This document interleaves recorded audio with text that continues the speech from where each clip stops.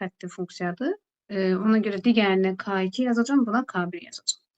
Bu L1'dir. Digəri isə olsun. Buradan da qeyd edirəm L2. Əvvəlcə L1'ə baxaq. L1'də koordinat başlanğıcından keçirilib B0'dır. Ona görə L1 bərabər K1x yazdım. 3, 6 nöqtəsindən keçir. Uşaqlar, 3, 6 nöqtəsindən keçirsə, 3, 6 nöqtəsindən keçirsə, mən bunun K'sını iki müxtəlif yolla tapa bilərəm. Yəni, burada mən elə K1'i taparam necə? Y bölünsün X-dan. Və ya tangens alfa ilə də tapa bilərəm də. Bax, buradan bura 6'dır, buradan burada 3'dür. Bura 6, bura 3. Tangens alfa necə tapılırdı? Tangens alfa kənarda qeyd edirik, ya da salmış olaq. Qarşıdakı katetin, yəni düz bucaqdır bu. Qarşıdakı katetin bitişik katete nisbəti. Tangensi nə tapdım? Alfanı nə tapdım? Tangens alfanı. Yəni K'nı nə tapmış oldum? 2. Yuxarıda biz bilirdik ki, K'nı necə təyin edirlər? Tangens alfa. Tangens alfa necə təyin olunur? Qarşıdakı katetin bitişik katete nisbəti. Həqiqətən də iti bucaqdır, həqiqətən də müsbət 2'dir. Bizim L1 funksiyamız nə oldu? 2x. K1'imiz oldu 2. İndi mən L2 düz xəttini tapmaq istəyirəm. L2 düz xəttini necə tapacağım? Uşaqlar, burada fikir verin burada. Bu perpendikulyardır. Perpendikulyar olanda yuxarıdakı şərtə əsasən, əgər düz xəttlər perpendikulyar olarsa, K1 ilə K2'nin hasili nə olmalıdır? Mənfi 1 olmalıdır.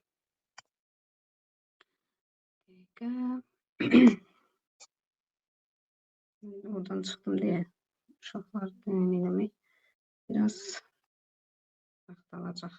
Vaxtında hər kəs qoşulsa, sonra daha rahat olar bizə.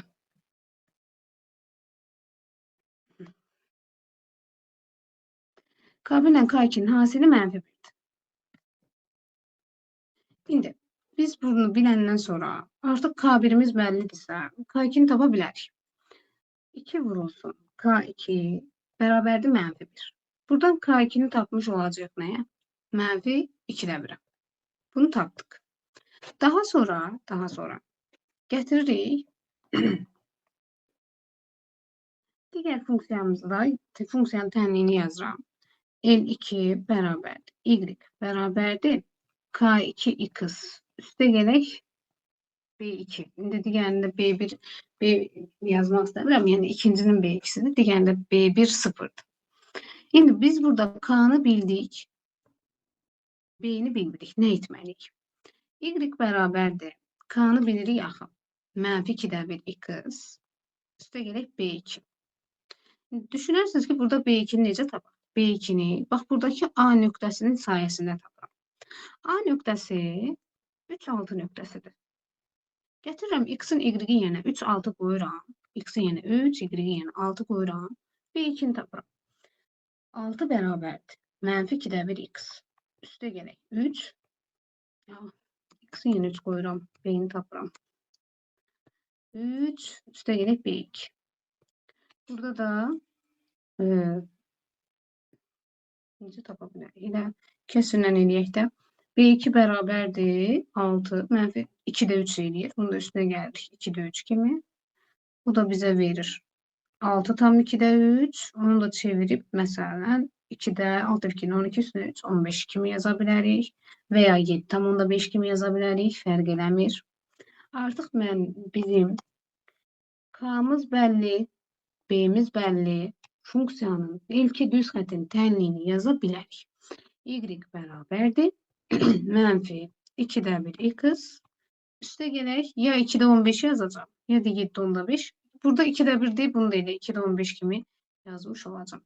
Bax, bu bizim olacaq tənliyimiz. İlk düz xəttinin tənliyi. Paralellik, perpendikulyarlıq var idi, koordinat başlanğıcından keçmə var idi, x, y nöqtələrini yerinə qoymaq var idi. K1, yəni düz xəttlərin perpendikulyar sahəsində perpendikulyar olduğu üçün K1, K2'nin hasilinin mənfi 1 olduğunu bilirdik deyə artıq bu məsələni, misalı həll etmək olar. Belə, bu da belə. Keçək. Davam edək. Digər tərəfdən mən qayıdım dərsə. Keçək indi kvadratik funksiyaya. Kvadratik funksiya. Kvadratik funksiyada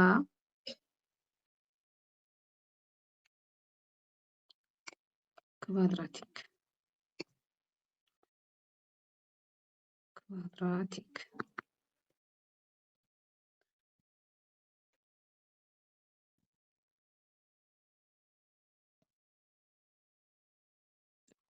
qeyd edək, başlayaq.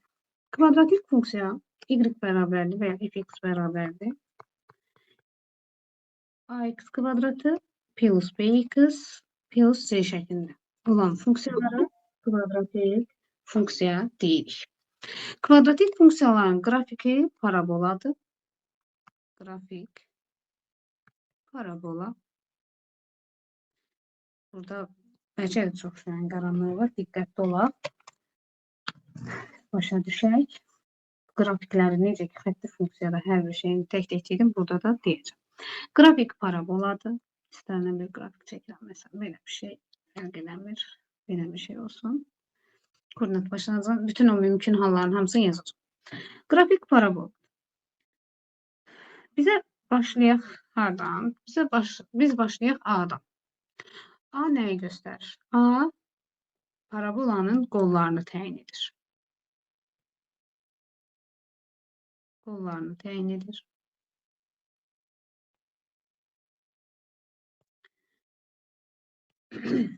B-ni bəzən təyin etmək çətin olur. B nəyi göstərir uşaqlar? B artma, azalma aralıqlarında istifadə olunur. Yəni, funksiyanın artmasını, y, c nöqtəsini kəsəndən sonra funksiyanın artıb azalmanı təyin edir. B sayəsində artıb azalmanı təyin edə bilərik. Artıb azalma aralıqlarını müəyyən edə bilərik. Bu formada yazıram. Onu qrafik üzərində göstərəcəm. C isə y-i kəsən nöqtə. Bizə ən çox A və C lazımdır. Y-i kəsən nöqtə. İndi, əgər A sıfırdan böyükdürsə, qollar yuxarı. Bunu hər kəs bilir. Rahatdır. Məsələn, belə bir qrafikdir, tutaq ki, belə bir şeydir. Qollar yuxarı. A sıfırdan kiçik olanda isə qollar aşağı. Müxtəlif yerlərdən çəkirəm, yəni hər dəfə eyni funksiyaları, eyni şəkilləri çəkmək istəmirəm. Fərqli kəsən nöqtələrə baxırıq. İndi, burada biz qollar yuxarı, qollar aşağını yazmadıq da sözlə yazaq. Sonra PDF oxumaq istəyənlər də baxa bilər qısa qeydlərə. İndi, C isə y-i kəsən nöqtədir. Məsələn, burada C var. Burada bax, bu C'dir. Burada ama C yoxdur, C sıfırdır. Çünki y-i kəsmir. İndi biz başlayaq xassələrdən danışaq. Xassələr. Sonra da qrafiklərin üzərində məsələlərdən danışaq. Xassələr. Birinci, təyin oblastı. Hər funksiyanın özünə uyğun təyin oblastı. Qiymətlər çoxlu. Təyin oblastı nədir? Yəni, x-in ala biləcəyi qiymətlər mənfi müsbət sonsuzluqdur. Mənfi sonsuzluq, müsbət sonsuzluq. X-a bütün qiymətləri verə bilərsiniz. İkinci, qiymətlər çoxluğu. Qiymətlər oblastı. Burada fərqlidir uşaqlar. Burada fərqlidir. Qiymətlər çoxluğunu mən deyəcəm, amma oradakı o n-in nə olduğunu birazdan sonra izah edəcəm nədir. Yəni, bunu deyəndən sonra başlayacağım. Bu qaydanı izah edəndən sonra deyəcəm. Əgər A sıfırdan böyükdürsə, qiymətlər çoxluğumuz olacaq n müsbət sonsuzluq. A sıfırdan kiçikdirsə, qiymətlər çoxluğumuz olacaq mənfi sonsuzluq n. Bu n-lərdir, indi deyək. Funksiyanın təpə nöqtələrini necə təyin edirik? Təpə nöqtəsi. Qrafik üzərində də göstərəcəm. Belə bir qrafikdir məsələn. Təpə nöqtələri, baxın, bax bu nöqtəsi təpə nöqtələrinin yerləşdiyi nöqtədir. Bura x0, burada y0. x0 tapanda m-lə işarə olunur. Mənfi B bölü 2A. Y0 ise n'den işarə olunur. Mənfi D bölü 4A'dır. Bax, buradakı n bu təpə nöqtəsindəki n'dir. Yəni Y üzərindəki təpə nöqtəni göstərir. Yəni, qiymətlər çox olur, n'dən asılıdır. İndi təpə nöqtələrini tapanda bu düsturlardan istifadə olunur. Məsələn, bir dənə sual yazıram. 2x kvadratı çıxılsın 6x üstə gələk 8. Belə bir sual, funksiya yazır. Təpə nöqtələrini tapmaq istəyiriksə, A'sı neçədir? A'sı 2. B'si neçədir? -6. C'si neçədir? 8. Olacaq. Mənfi, düsturun özünün mənfisi var. B də mənfidir. İşarələrə diqqətli olaq. 2 vur, A'mız da 2'dir. 6 bölü 4, 1/5. Belə qiymət yazardıq ki, tam bölünərdi. Gəlin bu A'nın yerini dəyişik 3 qoyaq. Tam bölünsün.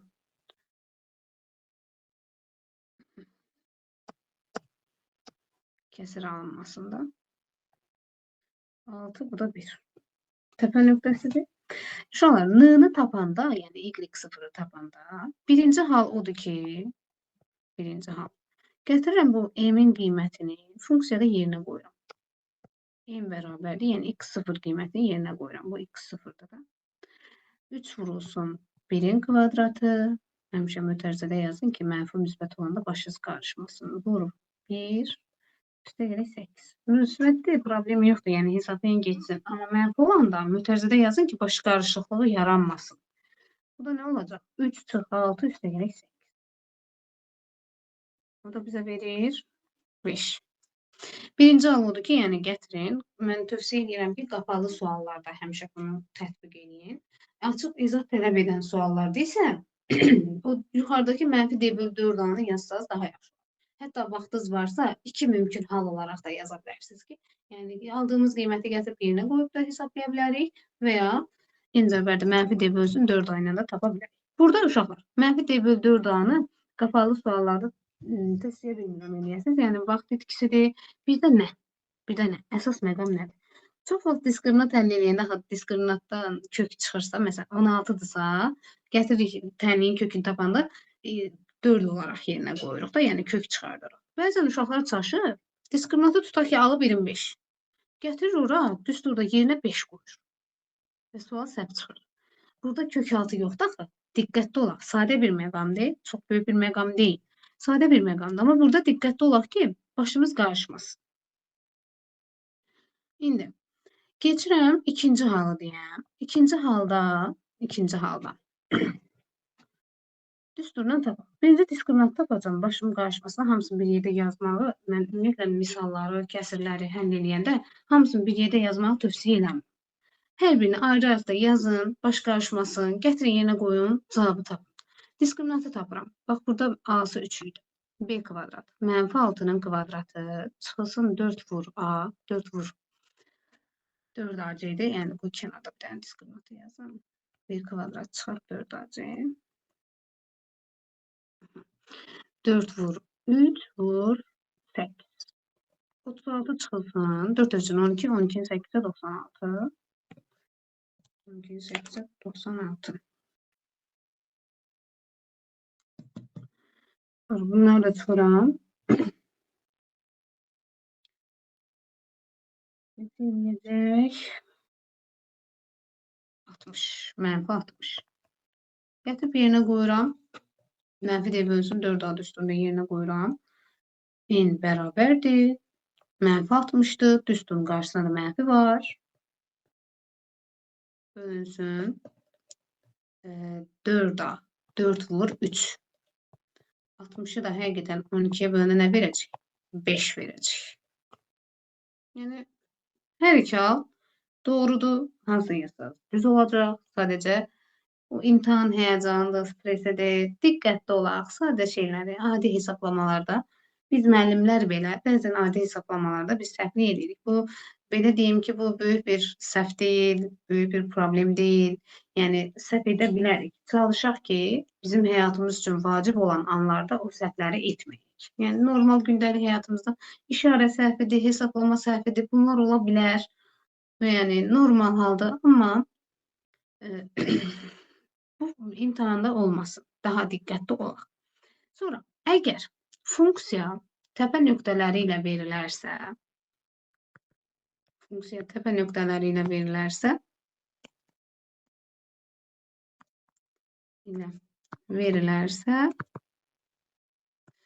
y bərabərdir a vurulsun x çıx m kvadrat plus n ilə tapılır. Funksiyanın tənliyi. Yəni kvadratik funksiyanın tənliyi bu formada olacaq. Tənliyi təpə nöqtələri ilə verilərsə. Bu bir hal. İndi buna aid nümunəni deyəcəm. Amma kesişmə nöqtələrini, yəni kesişmə nöqtələri ilə verilmə halında deyim. Daha sonra buna aid nümunə və kesişmə nöqtələrinə aid nümunə ilə kvadratik funksiyadan yekunlaşacağam. Yəni mən burada ən əsas imtahana nə düşər, nə tipli sual olar, ona uyğun deyəcəm. Belə. Sonra funksiya kesişmə nöqtələri ilə verilərsə. Funksiya kesişmə nöqtələri ilə verilərsə.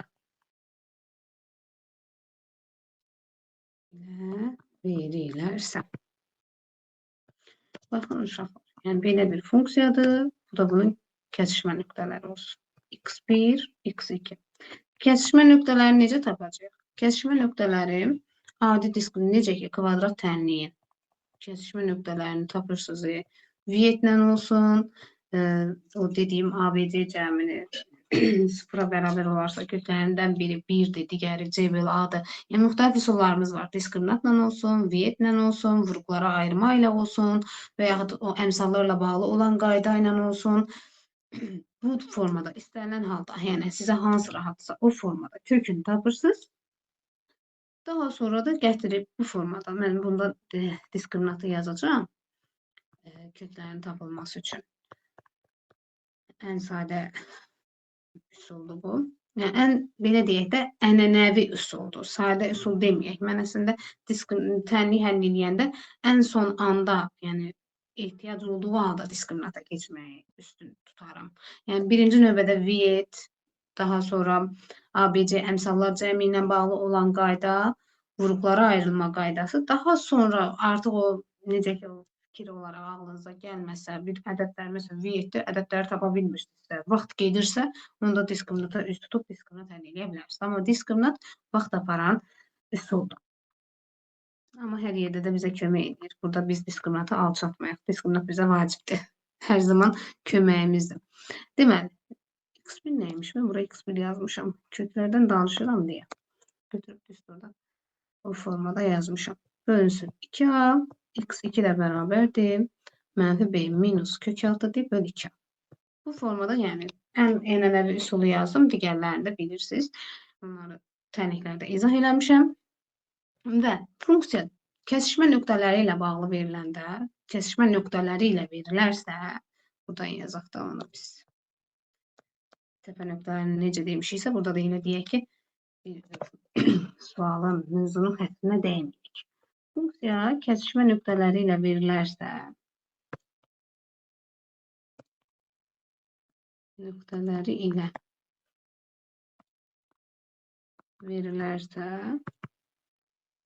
funksiyanın tənliyi y bərabərdir a vurulsun x çıxılsın x1, bir də x çıxılsın x2 şəklində olacaq. Tabii. İndi buna aid nümunə lazımdır. Gəlin nümunəni deyək. Bayaq ki, təzə topludan bir dənə nümunə seçək. Həm təpə nöqtələri ilə bağlı deyəcəm, həm də kesişmə nöqtələri ilə bağlı deyəcəm. Dərslərdə də görürəm ki, burada nə qədər üzərində işləmişəm, onları indi silərəm. İzah eləyəndə. Dərslərdə də görürəm ki, bəzən bu izah eləyirəm. Rahat-rahat başa düşülür. Lakin təzədən üzərindən bir neçə vaxt keçəndən sonra uşaqlar qarışdırır. Yəni, burada biraz diqqətli olaq. Həm kesişmə nöqtələri ilə bağlı bir sual. Baxın, 28 kesişmə nöqtəsi ilə bağlıdır. Bir 28 işləyək. Və təpə nöqtəsi ilə bağlı da bir sual işləyək. Elə burada da 15 var, 15'i işləyək. Her şeyi sildim kesin. Şimdi kesişme nöqtələrini en son demişəm. Gəlin birinci kesişme nöqtəsindən bağlı olanı izah edeyim. Yine ardınca olsun. Daha sonra təpə nöqtəsi ilə bağlı sualı izah edeyim. Deməli, buraxılışın vazgeçilməz suallarından biridir. Buraxılışa düşür. Gəlin baxaq buradan. Funksiya görürsünüz ki, kesişmə nöqtələri ilə verilib. 28 nömrəli. Buradan da yazıram nümunə. Kesişmə nöqtələrinə görə qrafikdə mənə bəlli məsələdəki x1 -1-dir, x2 isə 2-dir. Biz burada c'si də 3-dür. Həmin bu 3 nöqtəsini qeyd edək kənarda. Biz onda bilirik ki, bizim tənliyimiz nə formada olacaq? Y bərabərdir, A vurulsun, x çıxılsın -1. Mənfini, xüsusi olaraq mənfini diqqətə alın. Uşaqlar, orada -1 deyil. Bəzən uşaqlar gedir, tez x çıx 1, x deyil 2 yazır. Burada diqqətli olaq. Yəni, görürsünüz ki, bizim tənliyimiz bu formadadır. X çıx -1, x çıx x2. Birinci tənliyi x çıxılsın 2. Bunu qurdum. Bunu da biraz sadələşdirək, işarəni təyin edək. X plus 1, x minus 2. Baxın, variantda həm A var, həm B var, həm D var. Mənə nə lazımdır? Mənə A lazımdır. A-nı necə taparım? A-nı bax bu 3 nöqtəsi sayəsində taparım. Bu 3 nöqtəsi sayəsində taparım. Bax bu nöqtədə, bu 3 nöqtəsində bunu biraz balacalaşdırım. Deməli, 3 nöqtəsində bizim, məsələn, tutaq ki, bir A nöqtəsində, A nöqtəsinin koordinatları nə olacaq? X-i 0-dır, Y-i 3-dür. Həmin bu A nöqtəsi bu kvadratik funksiyaya aid olan nöqtədir, əlbəttə ki. Əgər elədirsə, A nöqtəsini gətirib yerinə qoyuruq. 0-3 nöqtəsini yerinə qoyub, yəni x-in qiymətini, y-in qiymətini yerinə qoyub A-nı təyin edirik.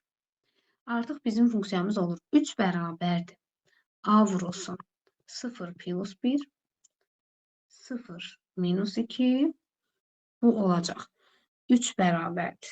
A vur 1, vur -2, yəni qısaca deyək, -2A bərabərdir 3, A da bərabərdir 3 bölü 2, mənfi. Və mənim A təyin etdim, A-nı bilirəm və bizim funksiyamız oldu. Y bərabərdir. -2-də 3, x plus 1, x minus 2. Bax belə. Variantımız hansı olur? Görürsünüz. -2-də 3, x plus 1, x minus 2. Gördünüz, biz funksiyanın qrafikini və təminini qura bildik. İndi bu suallar bəzən yine ancaq bu formada verilmir ki.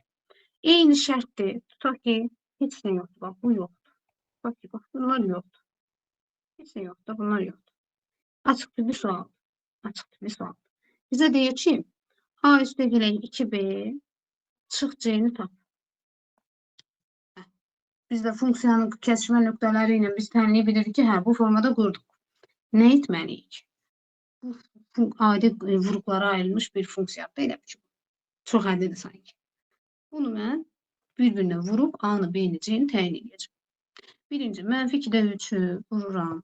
X kvadrat, digər tərəfi vurub açıram. X kvadrat üstə gələk x, çıxılsın 2x, çıxılsın 2. Hesablama səhvi, işarə səhvi olarsa deyərsiniz uşaqlar. Deməli, -2-də 3, x kvadratı, çıxaq x, 2x-dan 2x çıxdım, çıxaq 2. Daha sonra vurub açıram. -2-də 3, x kvadratı, -x-a vururam. Müsbət 2-də 3x, -2-də 3-ü -2-yə vururam, müsbət 3 olur. Yəni bu ikilər gedir də belə deyim. İndi A-mız zaten belliydi. C'ni də bilirdik.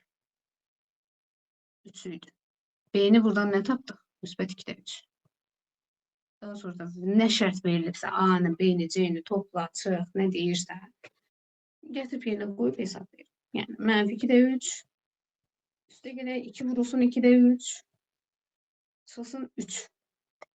2'lər gedir. -1/5, üstə gəlsin 3, çıxılsın 3. Cavab nə olur? -1/5. Bu kadar. Yəni bəzən qrafiki yox, elə bu formada əmsallarla bağlı suallar olanda bu formada tapılır. Bu bizim kesişmə nöqtələri ilə bağlı sualımızdır. Burada uşaqlar soruşsayız ki, ən kritik nöqtə nədir? Məsələn, özünüz-özünüzə sual versəniz, nə olacaq? Əlbəttə ki, hər şeyi təyin edə bilərsiniz. Hər şey rahatdır. Amma bax, bu 3 nöqtəsini nəzərə almaq bəzən yaddan çıxır. Hər dəfə mən, yəni təcrübələrə əsasən deyirəm ki, hər dəfə uşaqlar gətirir, yerinə qoyur, x-i, nöqtələri yerinə qoyur, a-nı yazır, eləyir. Durub baxır. Deyir, mən a-nı necə tapacam? A-nı necə tapmalıyım? Oradakı 3 nöqtəsi bizə lazımdır.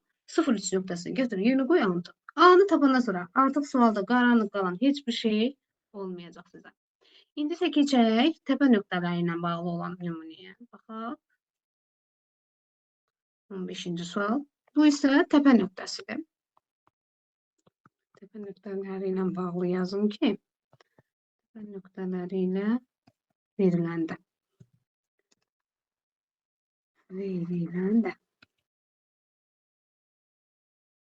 Burada da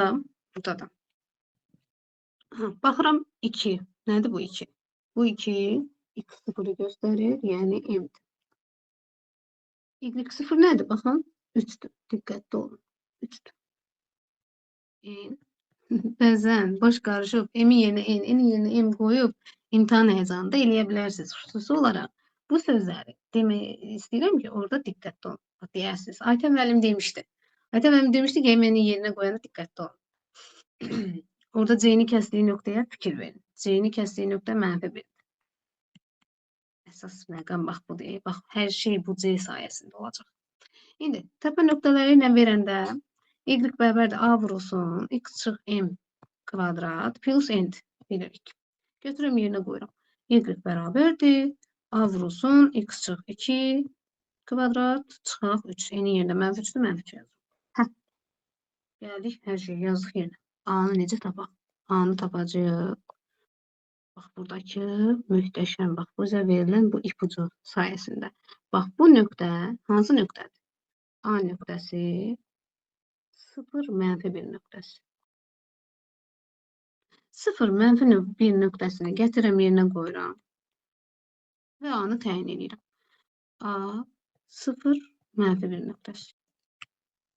Y-i yerinə -1 qoyuram. -1 bərabərdir A vurulsun 0 çıx 2'nin kvadratı çıxaq 3. -1 bərabərdir. -2'nin kvadratı 4 eləyir. Müsbət 4. 4A çıxaq 3. 4A bərabərdir. -1. 3'ü bu tərəfə keçirəm. Sadəcə bərabərliklərin yerini dəyişirəm. Üstə gələk 3. 4A bərabərdir 2. 3'dən 1 çıxar. A da bərabərdir 2'dən 1. A'mızı da tapdıq. 2'də 1, müsbət 2'də 1. Həqiqətən də qollar yuxarıdır. Baxın, burada da o birisi qrafikdə də qollar aşağı idi. A'nı da biz mənfi tapmışdıq. Hə. Bunu da tapandan sonra bizim artıq funksiyamızın tənliyi, kvadratik funksiyanın tənliyi y bərabərdir. 2'də 1 x çıxılsın 2'nin kvadratı çıxılsın 3 oldu. Yenə bayaqki kimi. Bunu siz tapdınız, amma yenə deyirəm. Bunları verməsə, A-nı, B-ni, C ilə bağlı nəsə bir, məsələn, funksiyanı yazar və sizdən sadəcə B-ni soruşa bilər. Yəni, onu da götürüb funksiyanın açılışını yazıb tapa bilərik. 2'də 1, x çıx 2'ni kvadrata yüksəldirəm. X kvadratı çıxılsın 4x, üstə gələk 4, çıxaq 3. 2'də 1'ə vururam. 2'də 1 x kvadratı çıxılsın. 2'də 1'i 4'ə vuranda -2x, müsbət 4'ə vuranda müsbət 2, çıxaq 3. 2'də 1 x kvadratı, çıxaq 2x, çıxaq 1. A-sı nə oldu? A-sı 2'də 1'dir. X kvadratın əmsalı, B-si -2. C-si isə 1'dir. -1. Uşaqlar, bayaq sizə dedim ki, B artıb azalmanı təyin edir. Bu nə deməkdir? O y-i kəsən nöqtədən sonra artıb azalmanı təyin edir. Bu nə deməkdir? İndi mən bu qrafikin üzərindəki yazıları silirəm. Oradan sizə B-ni təyin eləməyi göstərəcəm. Bu qrafikə xüsusi diqqət yetirək. Baxın uşaqlar. C-ni bax hansı nöqtədə kəsir? -1 nöqtəsində qrafik kəsir. -1-dən sonra get-gedə nə olur? Azalır. Görürsünüz? Yəni burada B-nin işarəsi nədir? 0-dan kiçikdir. Mən buradan elə bir ki, heç nə həll etməmişəm, B-ni tapmamışam. Mənə sadəcə qrafiki verib, deyir ki, B'nin işarəsi nədir? Bax, yuxarıdakı suallardan var. Baxın. B'nin işarəsi nədir? Bax, orada təyin edirik. Mən burada baxıram. Y oxunu kəsəndən sonra qrafik azalır da, görürsünüz, azalır. Gəlir burada. Maksimum nöqtəni alır, daha sonra artır. Minimum nöqtəni alır, minimum. Qollar deməli A bu formada minimum nöqtəni alır, sonra artır. A'sı da sıfırdan böyükdür. Yəni mən burada A-nı, B-ni, C-ni bəzən belə qrafiklər verir, deyir A-nın, B-nin, C-nin işarəsini təyin elə və məsəl üçün 3, 2, 1 heç nə yoxdur da, yəni verilmir. Bu yoxdur. Yoxdur bunlar. Sadəcə siz oradakı qrafikdən təyin eləməlisiniz. Qollar yuxarıdır. A müsbət. C-ni mənfidə kəsib. C mənfidir. B-də də Y-i kəsəndən sonra azalırsa B mənfidir. Da bir məqam. Sonra bəzən bax belə suallar olur. Deyir ki, funksiyanın qrafiki absis oxunu iki müxtəlif nöqtədə kəsir. Biz bilirik ki, iki müxtəlif nöqtədə kəsirsə, deməli diskriminantı sıfırdan böyük olmalıdır ki, 2 müsbət kökü, 2 müsbət deyirəm, yəni 2 müxtəlif kökü olmuş olsun. 2 müxtəlif kökü olmuş olsun. Belə. İstəyirəm bir də təpə nöqtələri ilə. Keçən mən bayaq həm dərsi izah etdikcə, həm də fikirləşirəm, görüm, nəysə qaranlıq qalmadı ki, nəysə bir maraqlı məqam qalmayıb. Orada mən gördüm ki, funksiyanın artma, azalma aralıqlarını deməmişəm. Bir də tərs funksiya haqqında məlumat verməmişəm. Kvadratik funksiyadan əvvəl mən onları deməliydim. Onu da indi deyim. Tərs funksiya y bərabərdir. Necə ki, bu tənasib dərsində biz deyirdik, düz mütənasib asıllıq, tərs mütənasib asıllıq. Düz asıllıq elə bilin ki, elə y bərabər k(x), yəni xətti funksiyaydı. Tərs asıllıq isə, tərs mütənasib asıllıqda isə tərs funksiyadır. Yəni y bərabərdir, k bölünsün x şəklində olan funksiyalar tərs funksiya deyirik. Uşaqlar, qrafiki tənasib dərsindən yadınızda olar. Bu formadadır. Əgər k müsbətdirsə, birinci, üçüncü rüblərdən keçir. K mənfidirsə, ikinci, dördüncü rüblərdən keçəcək. Bu formada ikinci, dördüncü rüblərdən keçmiş olacaq. Y-x bəzilərində koordinatları çəkəndə Y-x'i qeyd etməyə bilərəm. Yəni, artıq tanıyırsınız, bilirsiniz. Biz əsas sualımıza maraqlı əsas yönələk, mövzumuza yönələk. İzah tələb edən suallar olanda uşaqlar diqqətli olun. Çalışın, mən burada məsələn x, y yazmamışam, amma çalışın orada hər şeyi diqqətlə qeyd edin. Sualda verilən şərtləri diqqətlə köçürün, ora yazın, şəkili diqqətli çəkin ki, siz nə qədər sərgəli, sərgəli yazsanız, onda daha yaxşı başa düşəcəksiniz. Və sərgənizə belə qiymət verə bilərlər. Bəzən elə hallar görmüşəm ki, yəni bəzən uşaq sualı bilmir, amma sərgə ilə müəyyən bir yerə qədər yazıb və ona da bal verilir. Amma bəzən elə gözəl həll yazırlar ki, uşaqlar, gəl görəsiniz də, yəni hər şey var orada. Lakin başa düşülmür, o qədər qarışıq yazılır ki, başa düşülmür və ona bal vermirlər, yarı bal verirlər, başa düşülmədiyi üçün. Ona görə diqqətli olun, sərgəli yazın. Ki, tam bal versinlər. Tərs funksiyanın əsas məsələ nəyə bilin, uşaqlar? X-in ala biləcəyi qiymətlər, mənfi sonsuzluq 0, çünki məxrəcdə heç vaxt 0 ola bilməz axı, birləşir 0 müsbət sonsuz. Yəni, tərs funksiyada bir dənə bunu diqqətə alırsınız. Bir də tərs funksiya ilə bağlı suallarınız olanda yəni gətirib x, y yerinə qoyub k-nı təyin edə bilərsiniz və ya başqa bir hallarda baxa bilərsiniz. Uşaqlar, ümid edirəm ki, funksiyaların əsas imtahana düşəcək şəkildə olan funksiyaları sizə mən başa salmış oldum. Qaranlıq qalan yerlər ümid edirdim ki, yox idi. Varsa da artıq onu biz aradan qaldırdıq. Belə. İnşallah ki, bir problem olmasa bu videonu da yükləyəcəm. Bir də oradan da həm abunə olarsınız, həm yorum yazarsınız, həm bəyənərsiniz. Mən də şad olaram. Ümid edirəm ki, bu dərsimiz sizə tam çatdı, tam başa düşdünüz, qaranlıq qalan yerləriniz vardısa da aradan qalxdı. Məsələn, indi mən bundan sonra da qrupa funksiyalarla bağlı bir dənə qəşəng imtahana düşən suallardan atacağam. Elə isti-isti işləyərsiniz, sizə də yaxşı olar. Daha sonra isə mənə şəxsdə yazarsınız, mən sizə cavabları atarım. Oldu uşaqlar. Yormayım sizi, gecdi. Biraz dincəlin, sonra başlayın. Dərs oxuyun, təkrarlayın. Tək riyaziyyata yox, bütün fənlərinizə fikir verin, diqqətli olun. Qətiyyən həyəcanlanmayın. Yəni bunu da hər zaman deyirəm. Həyəcanlanın, fikir çəkim, dərd çəkim. O fikir çəkmək, dərd çəkmək sizi geriyə salacaq. Buna görə o fikirlərdən əl çəkin. Yəni bəli, mən də universitet hazır imtahanlarında, abituriyent olanda mən də o fikirləri çəkmişəm. Valla sizi geriyə salacaq. Onu çəkməyin. Sadəcə düşünün ki, qoy oxuyum. Qoy oxuyum. Yəni dərd çəkərək heç bir irəliyə getməyəcəksiniz. Heç kimin sizə yazığı gəlməyəcək. Özünüzə yazığınız gəlsin, gedin, dərs oxuyun, təkrar edin. Müvəqqəti çətinlikdir. Gələn bu vaxt universitetdə olanda deyəsiniz ki, ayda biz nə qədər çətinlik çəkmişik. Ona görə həmin o sözü demək istəyirsinizsə, çalışın. 10 gün az bir müddətdə deməyin. 10 günə hər şey eləmək olar. Oldu uşaqlar. Gecəniz xeyrə. Biraz dincəlin, başlayın yenə. Sağ olun.